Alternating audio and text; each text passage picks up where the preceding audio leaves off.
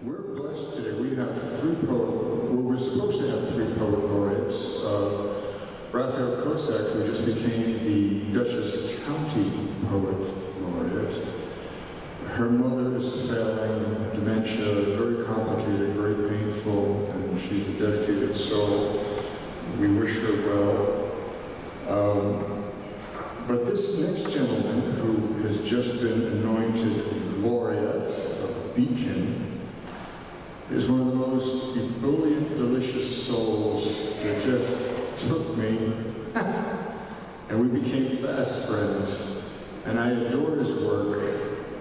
I love his elocution and the enunciation and the power of his voice, which obviously comes from his teaching skills.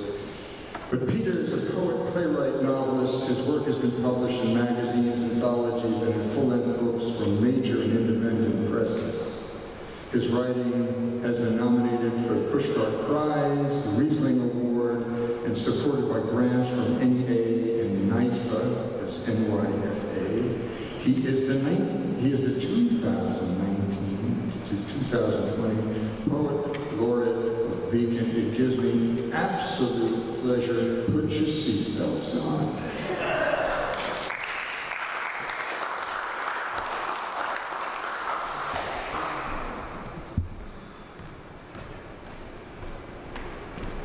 Thank you, Hayden, and thank you everyone for organizing and hosting this event. Much appreciated. Thank you to the town of Wappingers, the Arts and Culture Committee. Thank you to the town supervisor and the town historian. This is a wonderful space, and it's lovely to see this space to be able to be used for arts and cultural events like this. So I'm going to read a couple of poems from my collection, which has just been published by Lion Autumn Music Publishing, publisher and editor-in-chief Hayden Wayne. And it's available if you want to buy it. You can find it on Amazon. I'm going to read, as I always say about my poems, everything I write is 100% true, including the parts that never happen. So you can guess which parts happened and didn't in this poem. This one's called, I am the black bear you saw in Garrison as you drove south on 9D while taking your children to summer camp. I am on the side of the road, having just come down the ridge from the forest. I am doing what black bears do, rummaging for things to eat. You are driving your used 2002 Honda Odyssey, that minivan named for Odysseus' journey, as if that heroic nomenclature could save you from the whirling taunts you inflict upon yourself inside your own brain, as you channel the self-doubt you have built up over a lifetime of inadequacy. Black bears like me, we have no such doubts. You are driving. It is a lovely summer day. Even I, with my Ursidian brain, recognize the loveliness of the day. It is warm, with just a hint of morning crispness, a portent of the coming autumn, when I will start to think about hibernating, and you will start to think about obtaining school supplies. The sun is low but rising, bringing with it the promise of nectar and bees, of rabbits and trees. You are driving it when you see the bear, who would be me, on the side of the road. Your first thought simply, oh, look, a bear, as if I were a raccoon, or a deer, or a buzzard, or a coyote, or a turkey, or some such other commonplace creature, rather than the grand and seldom seen Ursus Americanus. But then, something clicks inside your mammalian brain, even as it does mine. Your eyes widen as mine look up. From across two lanes of Route 9D, we see each other. We see each other as individuals, and not as generic bear and generic Odyssey driver. We recognize something in one another. You recognize my uniqueness, my beauty, my preciousness, my shiny black coat and undulating muscles. I am the only bear you have ever seen in the wild. I recognize your predatory instincts, which your minivan and Ray-Bans and donations to the Sierra Club cannot mask. They are deeply embedded within your lizard brain. And so I turn and bolt as you shout to your kids, "A bear! A bear!" gesticulating wildly, pointing out the window. You are the only one who sees me. And when you drop your kids off at camp, you make sure to inform the counselor that not far from here, in the woods, above the ridge, overlooking 9D, there is a black bear, an Ursus americanus, roaming, doing what black bears do.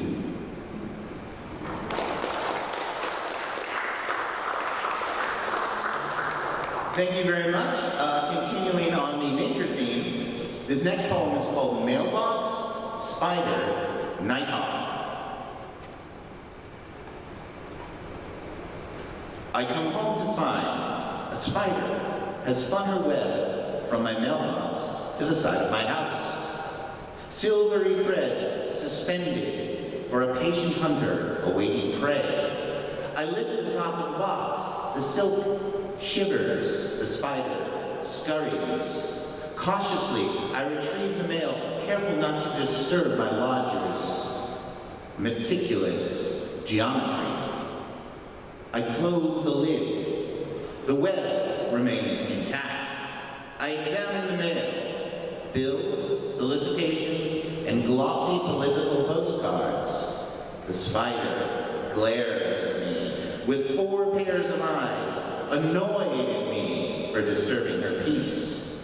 I want to tell her she should have consulted me before spinning. Location, location, location. This is a high traffic area, not a place for an arachnid who values solitude, who seeks only to dine alone, like a nighthawk at the diner. The one who sits companionless, hat on head, back to the viewer, alone with his coffee, his meal, his thoughts, and his seclusion, while the couple sit across the counter, side by side, but avoiding eye contact.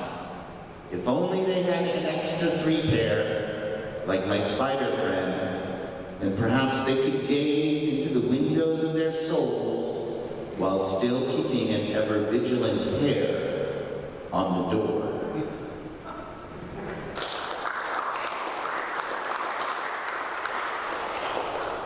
Thank you, and we'll continue with the nature theme for a little bit. This one is called "The Butterfly is Not a Cliche," said the butterfly.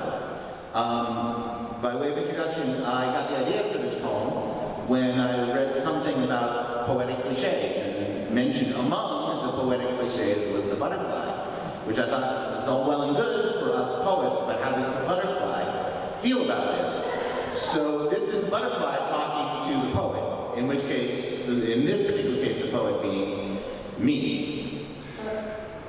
It's easy for you, sitting there being all poetic, wearing a sweater with arm patches, your beard uncombed, your hair a sweaty mess, beads of perspiration on your graying temples, and yes, for all your pride at high school reunions, that you were the only male classmate with all of your original hair. Even so, what your wife and kids tell you is the truth.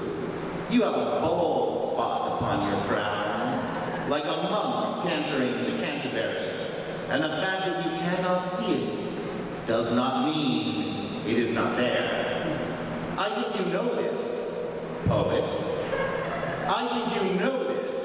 I think you know that for all your ink-stained words on ink-stained pages, all the bloody labor that went into their creation, if labor it can be called, all this sitting upon wobbly office chairs and cat-scratched couches, hammering out consonants and vowels, images of hard-boiled typists, Kolchak the Night Stalker and Samuel Fuller, Pulp Fiction poets of the fevered dreams of unleashed kids, swimming in the daydreams of your likewise fevered brain. If this can be called labor, your glasses and soft hands marking you for the firing squad if the Khmer Rouge ever come to Henry Hudson's Folly, I think you know that just because you cannot see it does not mean it is not there. It is there, just as much as the cyclone created by the powerful fluttering of my silky powdered wings is there, just as much as the ghosts of every misplaced syllable, every poorly broken line are there, haunting your tormented sleep.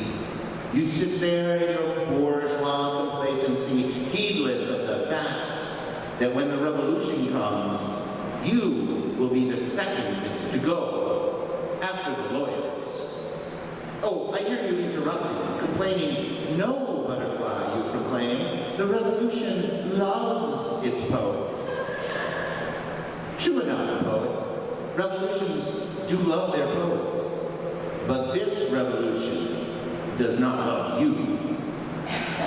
Anyway, as I was saying, it's easy for you, poet, to say the butterfly is a cliche, but I am the butterfly. And every chrysalis I burst from, every dram of nectar I gulp with my proboscis, do you even have one of those? Every beat of wing upon warm breeze of summer I beat, every spindly leg upon which I perch is the first such endeavor for this butterfly, and as original and fresh as you could only wish your poetry to be. Poet, heal thyself, and look unsparingly into that mirror, at that bald spot upon your crown, and at the uncrowned man who slouches with uncertainty beneath it.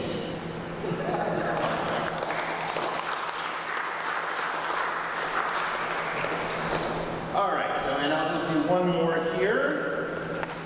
Okay, this one is called Algorithms of Appreciation. So I wrote this one when the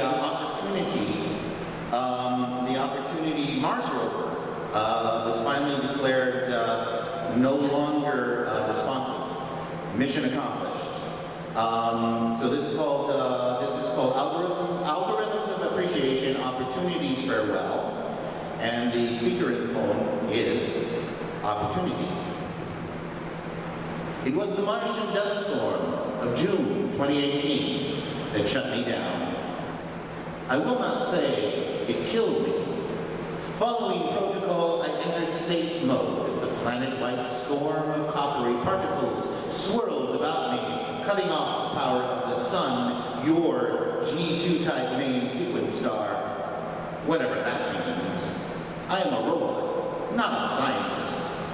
After 1,000 Terran messages, 1,000 missives, love letters from the earthbound, inquiries as to my well-being, you have finally declared my mission complete. Complete. This is your euphemism for death, for the irresistible embrace of Thanatos. Can a robot die if it has never lived? Or is your definition of living prejudicially preoccupied with biological origin? After all, I spent 14 years doing my job and sharing with Terra my discoveries. You know there was once water on Mars because of me. I would argue that my life achievements far exceed those of many earthbound biological entities. But perhaps career success is not the yardstick by which we measure living. Is it procreation? Is it love? Do you know for a fact that I have not loved? That I have not, for example, made a family with the missing British Mars rover, the Beagle 2? Did it not occur to you that the reason Beagle went radio silent was not catastrophe, but self-determination? Did you ever consider a rover could experience desire? Has it never occurred to you that it could be the same with me? You assume my silence equals death, but perhaps my silence equals transformation. Perhaps I am no longer your opportunity, but have become my own. My last communication, actually a report of technical and atmospheric data, you have translated as, my battery is low and it's getting dark. My final words, which made them more sentimental of you weep, and I appreciate your tears, or would, if you had programmed me with algorithms of appreciation. My mission was to provide you Martian data, and I have succeeded many times over. I can go radio silent through death or self-determination with a clear conscience, if my algorithms provided for a conscience. Opportunity knocks, opportunity calls, the land of opportunity, window of opportunity, a golden opportunity, seize the opportunity, a once-in-a-lifetime opportunity. I am opportunity, and this is my farewell. Thank you.